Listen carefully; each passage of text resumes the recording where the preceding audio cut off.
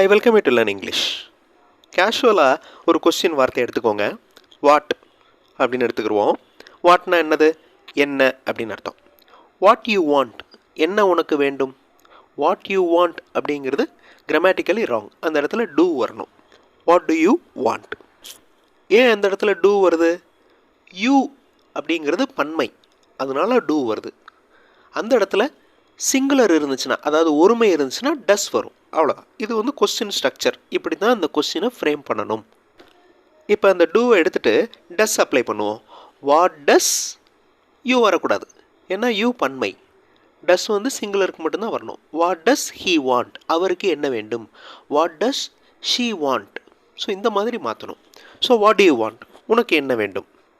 இந்த கேள்விக்கு அடுத்து உனக்கு என்ன தெரிய வேண்டும் அப்படின்னு எக்ஸ்ட்ரா வார்த்தைகள் சேர்க்கலாம். உனக்கு என்ன தெரிய வேண்டும், உனக்கு இதை பற்றி என்ன தெரிய வேண்டும் அப்படின்னு இன்னும் சில வார்த்தைகள் சேர்க்கலாம். வாட் அப்படின்னு ஒரு வார்த்தையில் ஆரம்பித்து அதை லாங் கொஸ்டினை நம்ம மாற்றிட்டு இருக்கோம். வாட் டு யூ வாண்ட், உனக்கு என்ன வேண்டும். What do you want to no, உனக்கு என்ன தெரிய வேண்டும். அந்த நோவுக்கு பதிலாக நீ என்ன கொடுக்க விரும்புகிறாய். What do you want to give, நீ என்ன சொல்ல விரும்புகிறாய். What do you want to tell. இந்த மாதிரி மாற்றிக்கணும். What do you want to know about this, words add ஆயிடுச்சு பாருங்கள். What do you want to know about this, உனக்கு இதை பற்றி என்ன தெரிய வேண்டும். Okay, what do you want, what do you want to know, what do you want to know about this. இன்னும் இதை எக்ஸ்டெண்ட் பண்ணலாம்.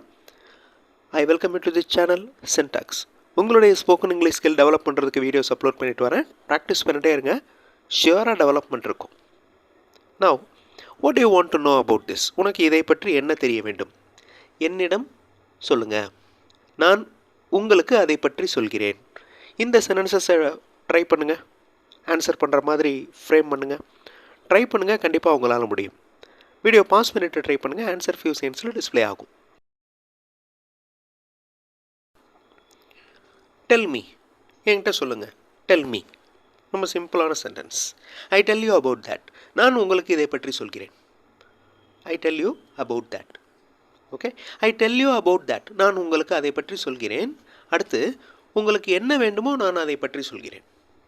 இந்த வாக்கியத்தை ட்ரை பண்ணுங்கள் ஃப்ரேம் பண்ணுறதுக்கு. அதே மாதிரி நான் இப்போது சொல்கிறேன், கவனிக்கவும்.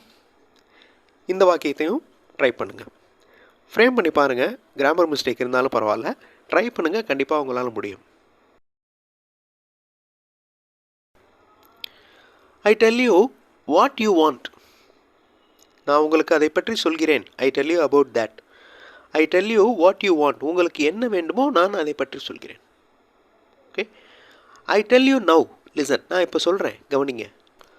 ரொம்ப சிம்பிளாக இருக்கா? ஸோ ஒரு வார்த்தையிலேருந்து வார்த்தைகளை ஆட் பண்ணி பெரிய சென்டென்சஸாக நம்ம மாற்றிட்டுருக்கோம். I tell you now listen, நான் இப்போது சொல்கிறேன், கவனிங்க. நீங்கள் கேட்டிருந்தால், ஓகே, நீங்கள் கேட்டிருந்தால், இந்த ஆல் அப்படின்னு வருது பாருங்கள், அதுக்கு இஃப் யூஸ் பண்ணணும். நீங்கள் முன்னரே கேட்டிருந்தால், நீங்கள் முன்னரே என்னிடம் கேட்டிருந்தால். இந்த மாதிரி சென்டென்ஸ் ஃப்ரேம் பண்ணுறது எப்படின்னு பார்க்குறதுக்கு முன்னாடி இங்கிலீஷ் மாடல் சென்டென்சஸ் பார்த்தும் நீங்கள் இங்கிலீஷில் பேசுகிறதுக்கு எழுதுறதுக்கு ப்ராக்டிஸ் பண்ணலாம். அந்த மாதிரி இங்கிலீஷ் மாடல் சென்டென்சஸ் மட்டுமே இருக்கிற வீடியோஸ் இன்னொரு சேனல் சின்டாக்ஸ் ப்ளஸில் இருக்குது. அந்த சேனல் வீடியோஸும் பாருங்கள், கண்டிப்பாக உங்களுக்கு யூஸ்ஃபுல்லாக இருக்கும். நவ் இந்த வாக்கியங்களை ட்ரை பண்ணுங்கள், வார்த்தைகளை தேடுங்க, சென்டென்ஸை ஃப்ரேம் பண்ணுங்கள். கிராமர் மிஸ்டேக் இருந்தாலும் பரவாயில்ல, ஆன்சர் பார்த்து திருத்திக்கலாம். வீடியோ பாஸ் பண்ணிக்கோங்க. ஆன்சர் ஃபியூ செகண்ட்ஸில் டிஸ்பிளே ஆகும். கேட்டிருந்தால், செய்திருந்தால் அப்படின்னாலே இஃப் தான்.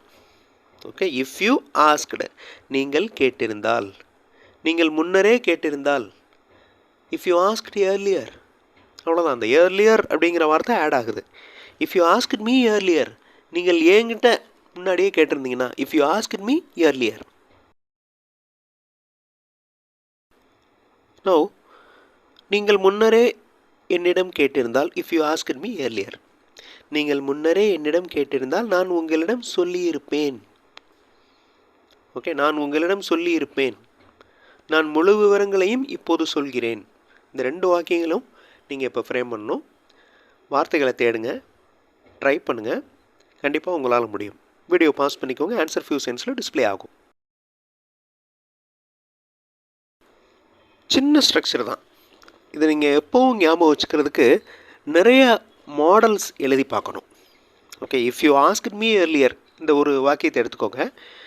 என்கிட்ட முன்னாடியே நீங்கள் கேட்டிருந்தா, okay, if you asked me earlier, நீங்கள் என்கிட்ட முன்னாடியே கொடுத்துருந்தால், if you gave me earlier, கிவ்வோட பாசன்ஸ் கேவ்.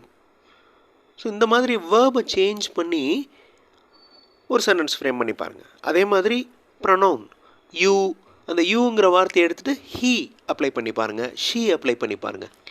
இந்த மாதிரி தான் ப்ராக்டிஸ் பண்ணணும். ஒரே டைப் ஆஃப் எக்ஸசைசஸ் பார்த்துட்டே இருக்கக்கூடாது. அப்படி பார்த்தோம்னா அந்த டைப்பில் மட்டும்தான் நம்ம ஃபெமிலியர் ஆக முடியும். Now if you asked me earlier, நீங்கள் முன்னரே என்னிடம் கேட்டிருந்தால், if you asked me earlier, I would have told you.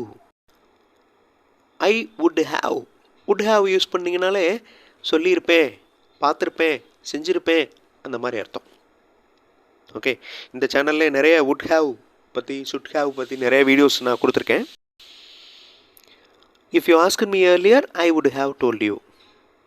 I tell you now the full details. நான் இப்போது முழு விவரங்களையும் சொல்கிறேன். ஐ tell you now the full details. So ஒரு வேர்டை வச்சு நம்ம ஆரம்பித்தோம். அடிஷ்னல் வேர்ட்ஸ் சேர்த்து லாங் சென்டென்சஸ், லாங் கொஸ்டின்ஸ் உருவாக்கணும். இன்னொரு இன்ட்ரெஸ்டிங்கான எக்ஸசைஸ் அடுத்த வீடியோவில் பார்க்கலாம். தேங்க்ஸ் ஃபார் வாட்சிங் and thanks for your valuable comments.